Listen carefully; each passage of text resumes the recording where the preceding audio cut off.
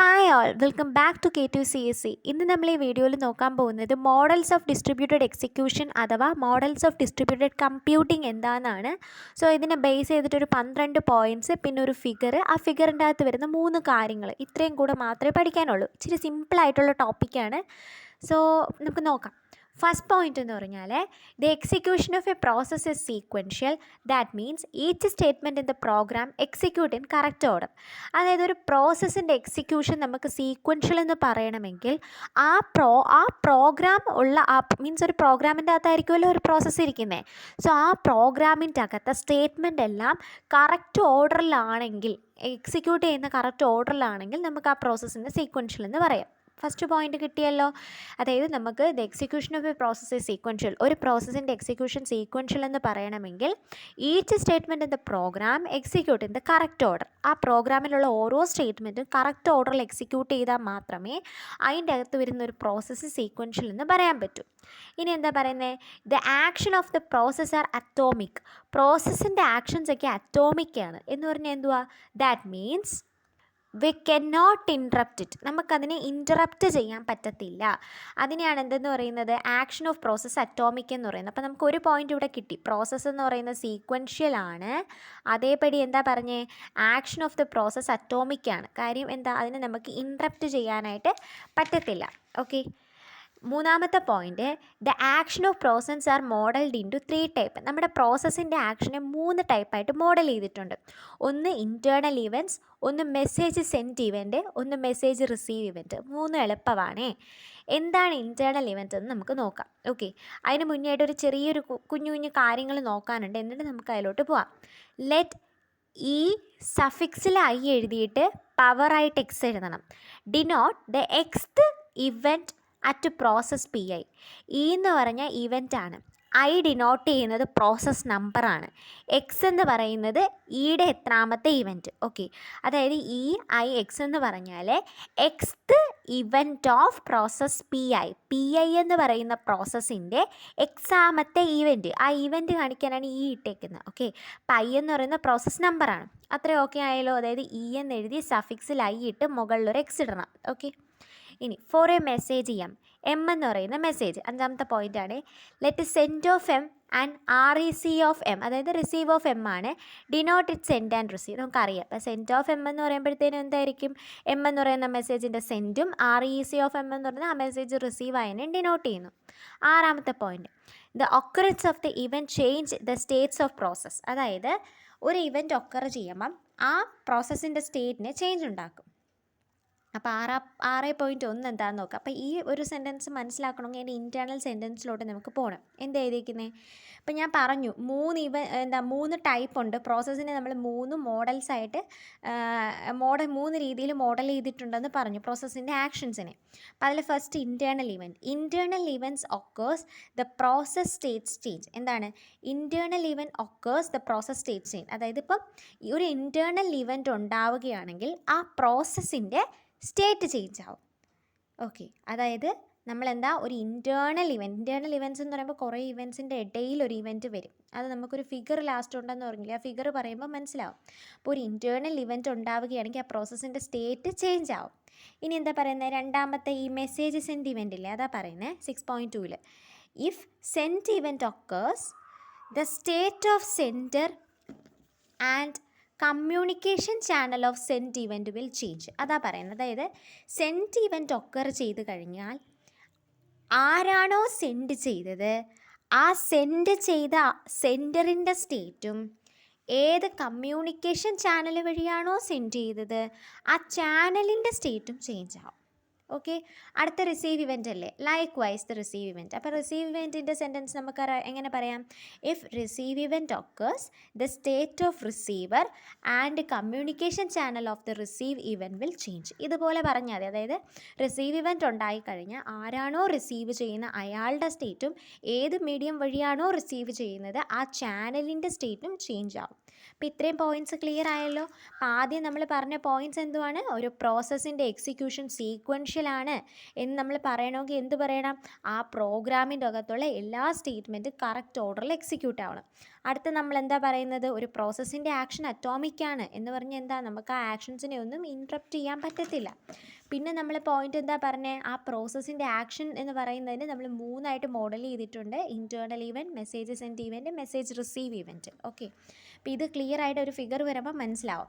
പിന്നെ നമ്മൾ ഇങ്ങനെ ഡിനോട്ട് ചെയ്യുന്നതെന്ന് പറഞ്ഞാൽ X the event of process I എന്നാണ് ഡിനോട്ട് ചെയ്യുന്നത്. എം എന്ന് പറയുന്ന മെസ്സേജ് ഉണ്ടെങ്കിൽ സെൻഡ് ഓഫ് എം എന്ന് പറയുന്നത് മെസ്സേജ് സെൻഡ് ആയതിനെയും REC ഓഫ് എം എന്ന് പറയുന്ന മെസ്സേജ് റിസീവ് ആയതിനെയും പറയുന്നു. പിന്നെ എന്താ? ഓരോ ഇവൻറ്റ് ഒക്കർ ചെയ്യുമ്പോൾ പ്രോസസ്സിൻ്റെ സ്റ്റേറ്റിൽ എന്തൊക്കെ ചേഞ്ച് വരുമെന്ന് പറഞ്ഞു. ഇൻറ്റേർണൽ ഇവൻറ്റ് ഒക്കർ ചെയ്ത് ആ പ്രോസസ്സിൻ്റെ വോൾ സ്റ്റേറ്റ് ചേഞ്ച് ആവും. സെൻഡ് ഇവൻ്റ് ആണ് ഒക്കർ ചെയ്തെങ്കിൽ എന്ത് ചെയ്യും? ആരാണോ സെൻഡ് ചെയ്തത് അയാളുടെ സ്റ്റേറ്റും ഏത് കമ്മ്യൂണിക്കേഷൻ ചാനൽ വഴിയാണോ സെൻഡ് ചെയ്തത് അതിൻ്റെ സ്റ്റേറ്റും ചേഞ്ച് ആവും. റിസീവ് ഇവൻ്റ് ആണ് ഒക്കർ ചെയ്തെങ്കിൽ എന്ത് ചെയ്യും? ആരാണോ റിസീവ് ചെയ്തത് അതിൻ്റെ സ്റ്റേറ്റും ഏത് കമ്മ്യൂണിക്കേഷൻ ചാനൽ വഴിയാണോ റിസീവ് ചെയ്തത് ആ സ്റ്റേറ്റും ചേഞ്ച് ആവും. ഓക്കെ, ഇനി 7ാമത്തെ point, the event at a process are linearly order by the order of their occurrence. എന്താണ്? ഒരു പ്രോസസ്സിലുള്ള ഇവൻറ്റ്സ് നമ്മൾ ലീനിയർ ആയിട്ടാണ് ഓർഡർ ചെയ്യുന്നത്. By the order of the occurrence, അതായത് ആ ഇവൻറ്റ്സ് വരുന്നതിനനുസരിച്ച് നമ്മൾ എന്ത് ചെയ്യുന്നു? ഒരു പ്രോസസ്സിലുള്ള ഇവൻറ്റ്സിനെ ഓർഡർ ചെയ്യുന്നു. ഇപ്പോൾ ഇവൻറ്റ് E1 വന്നു കഴിഞ്ഞാൽ E1 കഴിഞ്ഞ് E2 കഴിഞ്ഞ് E3 ആ രീതിക്കേ പോകത്തുള്ളൂ. ഇനി 8ാമത്തെ പോയിന്റ് നോക്കിക്കേ. ഇൻ ദ പ്രോസസ് PI, അതായത് PI എന്ന് പറയുന്നൊരു പ്രോസസ്സുണ്ട്. Okay, produce a sequential event EI1, EI raised to 2, EI raised to 3, etc. up to EI raised to X, EI raised to X plus 1 and is denoted by HI. എന്താ പറയുന്നത്? ഒരു PI എന്ന് പറയുന്ന പ്രോസസ്സിൻ്റെ അകത്ത് generate ചെയ്ത ഒരു certain sets of events ആണ് കൊടുത്തേക്കുന്നത്. EI1, EI2 അങ്ങനെ EI raised to X വരെ. പിന്നെ X കഴിഞ്ഞാൽ അടുത്ത X plus 1 ആയിരിക്കുമല്ലോ. പിന്നെ നമ്മൾ ജനറലി HI എന്ന് പറഞ്ഞാണ് ഡിനോട്ട് ചെയ്യുന്നത്. Capital HI equal to small HI implies കുഞ്ഞ് I. അപ്പോൾ ഈ ഇംപ്ലൈസ് I എന്ന് പറഞ്ഞാൽ ലീനിയർ ഓർഡർ ഓഫ് ഇവൻറ്റ് വന്ന ഓർഡറിനെയാണ് നമ്മൾ ഇംപ്ലൈസ് I എന്ന് പറയുന്നത്. ഓക്കെ, ഇത് ജസ്റ്റ് നിങ്ങൾ നോക്കി വയ്ക്കുക. PI എന്ന് പറയുന്ന പ്രോസസ്സുണ്ട്, അതിൻ്റെ അകത്തുള്ള ഇവൻറ്റ്സ് ആണ് EI raised to 1, EI raised to 2 അങ്ങനെ EI raised to X, EI raised to X plus 1. ഇതിനെ നമ്മൾ ക്യാപിറ്റൽ HI എന്ന് പറഞ്ഞാൽ ഡിനോട്ട് ചെയ്യുന്നത്.